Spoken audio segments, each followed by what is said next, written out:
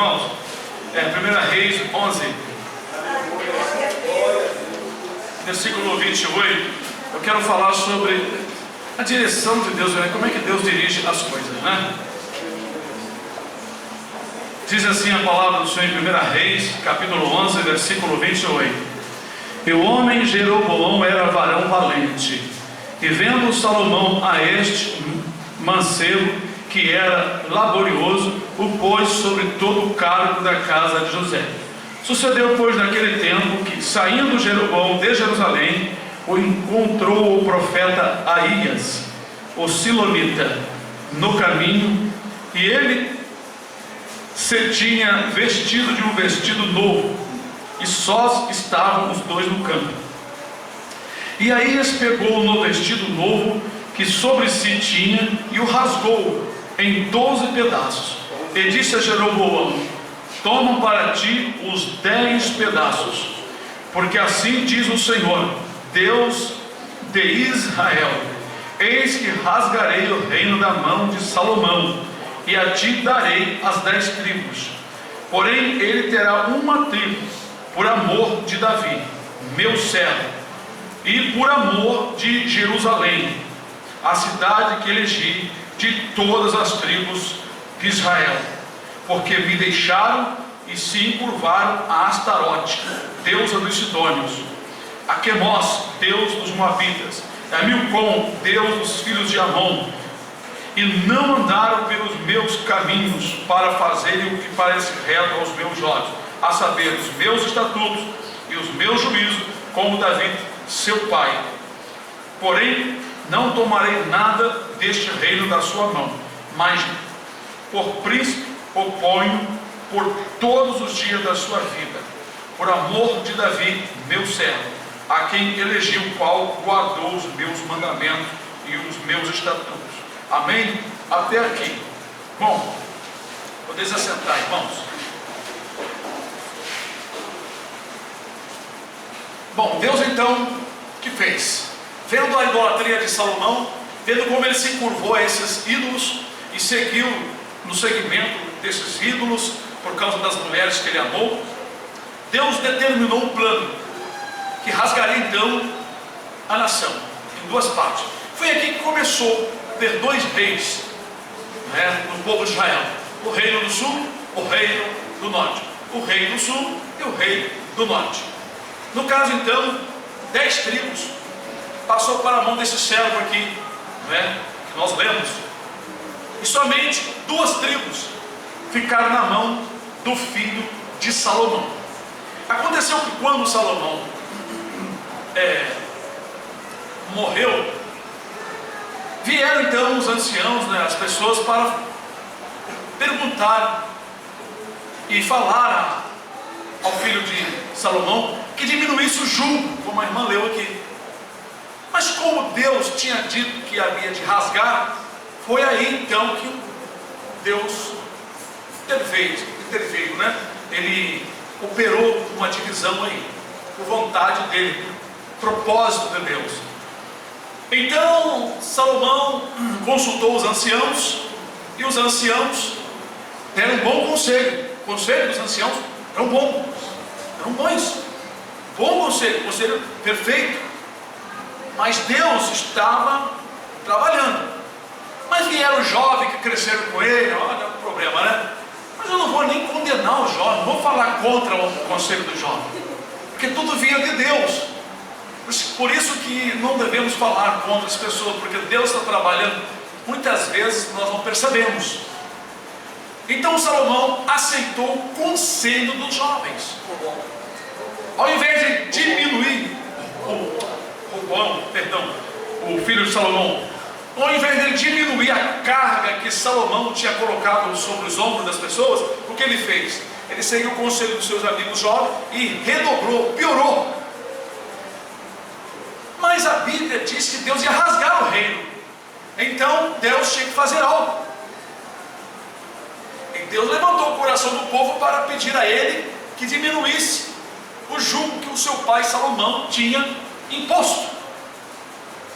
Isso era Deus colocando nos corações das pessoas para irem pedir o conselho.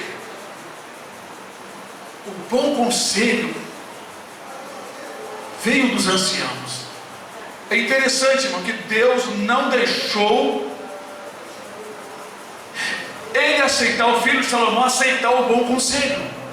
Isso me chamou a atenção. Não deixou aceitar o bom conselho. Ele, ao contrário, ele aceitou o conselho dos seus amigos, conselho mau. Depois de 10 dias, ele deu aquele conselho duro, não é? Ele disse que o dedo mínimo dele era mais grosso do que as costas do lombo do pai dele. O pai dele castigou com chicote, ele ia castigar com espinho. Escorpião, né? Com escorpião, espinho foi o outro rei. Aí o povo se dividiu. Se dividiram. Aí este homem que o Aías encontrou, né? Este servo Jeroboão, este servo aqui, ele se levantou e as 10 tribos ficaram com ele. Mas aconteceu outro lance. Então o filho de Salomão, com as duas tribos, Judá, e para ser Judá e Benjamim, se reuniram para fazer guerra contra as 10 tribos. E o Senhor mandou o profeta dizer: não levantei contra o vosso irmão, porque isso veio de mim. Aleluia! Deixa eu ver se eu acho aqui na frente aqui. Eu já vou falar. 10 tribos seguem dizendo, né? 21, 12, 21. 12 e deixa eu ver. 12, 21. E vindo, pois, Roboão a Jerusalém, ajuntou toda a casa de Judá e a tribo de Benjamim, 180 mil escolhidos destes para a guerra, para pelejar contra a casa de Israel, contra as 10 tribos, para restituir o reino a Roboão, filho de Salomão. Porém, veio a palavra de Deus a Semaías, aqui já é outro profeta, homem de Deus, dizendo: fala a Roboão, filho de Salomão, rei de Judá, e a toda a casa de Judá, e a Benjamim, e ao resto do povo, dizendo: assim diz o Senhor, não subireis nem pelejareis contra vossos irmãos, os filhos de Israel, volte cada um para a sua casa, porque eu é que fiz esta obra. E ouviram a palavra do Senhor e voltaram segundo a palavra do Senhor. Irmãos, então, veja bem, Deus guarda o bom conselho para aqueles que estão na obediência. A pessoa que está na desobediência, ele pode até ouvir um bom conselho, mas no seu coração ele está em desobediência. Deus vai inclinar ele para ouvir o mau conselho. Paulo fala sobre isso, não caiu por terra. O apóstolo Paulo fala sobre isso. Já que não amaram a verdade, lá em 2 Tessalonicenses, né? Já que não amaram a verdade, Deus enviará a operação do erro para crerem na mentira. Deus aqui enviou a operação do erro. O filho de Salomão logo aceitou o conselho dos seus amigos. Mas por que ele aceitou o conselho dos amigos? Propósito de Deus, por causa dos pecados do pai dele. Porque o Senhor falou que ia cobrar na mão do filho dele. Quando Deus tem um propósito, irmãos, a coisa vai de mal a pior. Quando é um propósito de castigar, de arruinar. Eu fiz um comentário hoje no YouTube, nos Estados Unidos, umas 4 cidades, irmão, uma devastação, parece uma guerra. Parece uma guerra. Passou um vento lá e uma tempestade, irmãos. Sempre acontece, mas nunca aconteceu como dessa vez. Matou centenas de pessoas, mas destruiu casas e mais casas. O negócio virou um lixo assim, cidade inteira. Aí eu botei um comentário que a gente fica com pena e dó, né, de ver tanta gente, né, que sofreu, perdeu os seus bens. Aí eu botei: mas isso não é a mãe natureza, é a mão de Deus trazendo juízo e despertamento para aqueles que são dele. E na Bahia também é. Na Bahia foi um enchente. Foi enchente? Foi enchente, eu vi também hoje na Bahia. Aquelas calamidades, Bahia e Marcelo Segundo. Então uma calamidade enorme. Irmãos, a mão de Deus, e não tem como mudar. Aqui não tinha como mudar, nem a guerra ia prevalecer, mas se o filho de Salomão fosse desobediente e ele fosse na guerra, algo ia acontecer. Eles iam sair derrotados. Porque dali em diante Deus começou a trazer punições. Agora, o que me chamou a atenção, irmão, quando os irmãos estão em obediência, Deus inclina os irmãos ao bom conselho. Mas se o irmão do coração começar a se levantar, você começa a aceitar conselhos estranhos. Irmão, que maravilha! Isso aqui para mim foi algo maravilhoso. Eu estava ali pensando, o que eu vou falar?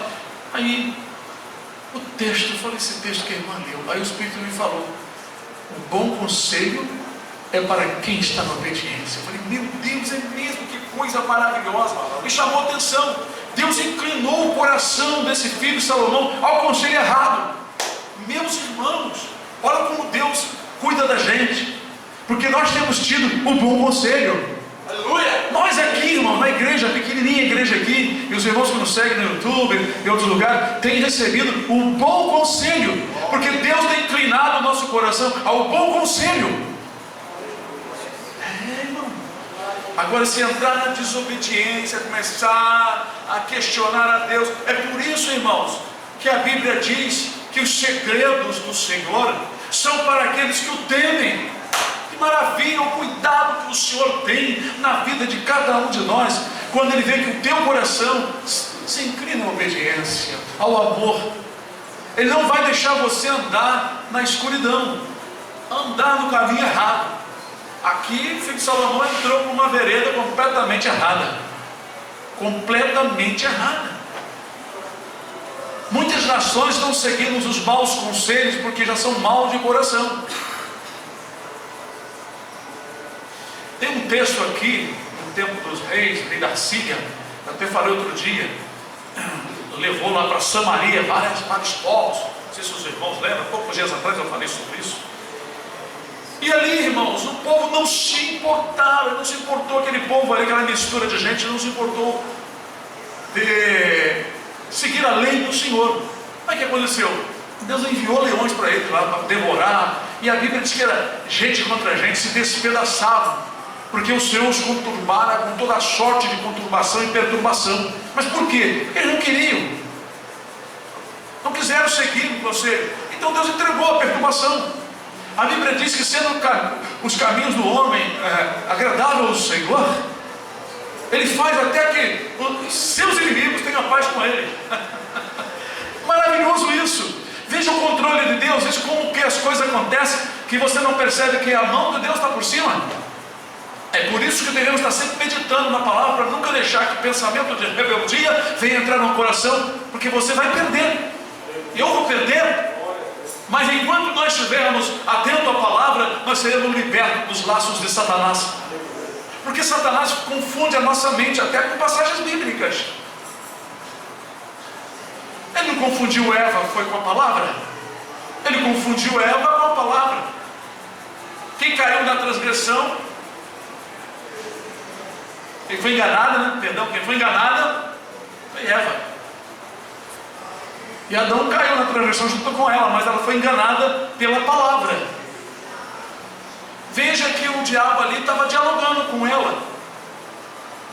Ele, para começar a tentação, como é que ele começou a tentação? É isso que Deus diz, não comerás de nenhuma? Olha só, ele sabia que era para comer, mas era só uma. É isso, mas ele queria que começasse a conversa. É isso que Deus diz. Foi assim, está lá o diálogo. Você vê que quem começa é Ele. Ele é que começa. Então ele começa com o pensamento, os pensamentos ruins. Se Salomão tivesse terminado seu dia na obediência, Deus ia colocar para continuar na obediência um filho obediente.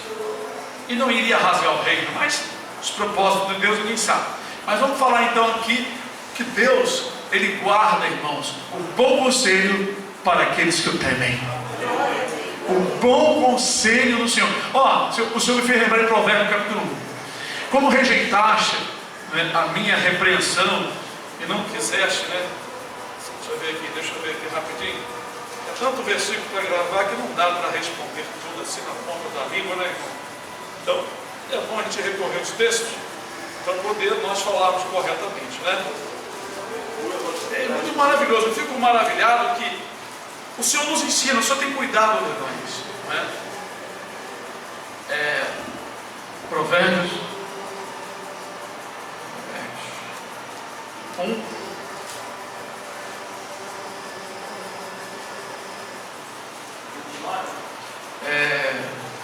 Eu estou vendo aqui. Isso. Era o 30, não o 29. Diz assim: porquanto aborreceram o conhecimento e não preferiram o temor do Senhor, não quiseram o meu conselho, e desprezaram toda a minha repreensão. Se você prega repreensão e conselho, geralmente você não é muito aceito, não. Portanto, já que desprezaram o meu conselho e a minha repreensão, comerão do fruto do seu caminho e fartar-se-ão dos seus próprios conselhos. Fartar-se-ão dos seus próprios conselhos. Foi o que aconteceu com ele. Começou a se fartar do conselho que ele aceitou. Ele não quis o conselho do Senhor que estava com os anciãos, mas era plano de Deus. Porque o desvio dos simples os matará, e a prosperidade dos loucos os destruirá. Mas o que me der ouvido habitará seguramente, e estará descansado do temor do mal. Agora veja aqui, irmãos, versículo 23: convertei-vos pela minha repreensão, eis que abundantemente derramarei sobre vós o meu espírito, e vos farei saber as minhas palavras. Mas porque clamei, e vós recusastes, porque estendi a minha mão, e não houve quem desse atenção, antes rejeitaste todo o meu conselho, e não quiseste a minha repreensão, também eu me rirei na vossa perdição, e zombarei vindo o vosso temor. Aí, o resultado é esse. Quando a pessoa rejeita a repreensão e os conselhos do Senhor, aí vem o caminho da perdição, vem as turbulências da vida. Então nós temos sido bem-aventurados, porque na verdade temos recebido bons conselhos do Senhor, porque os nossos corações se inclinam à obediência, porque a inclinação da carne é morte, mas a inclinação do Espírito, não é vida e paz. Quando o nosso Espírito, juntamente com o Espírito Santo, se unem para a obediência à palavra, nós temos paz, nós temos boa direção. Deus te instrui, até na vida secular Deus te instrui, porque o conselho do Senhor, os segredos do Senhor são para aqueles que o temem. Amém? Deus abençoe em nome de Jesus. Palavra gloriosa.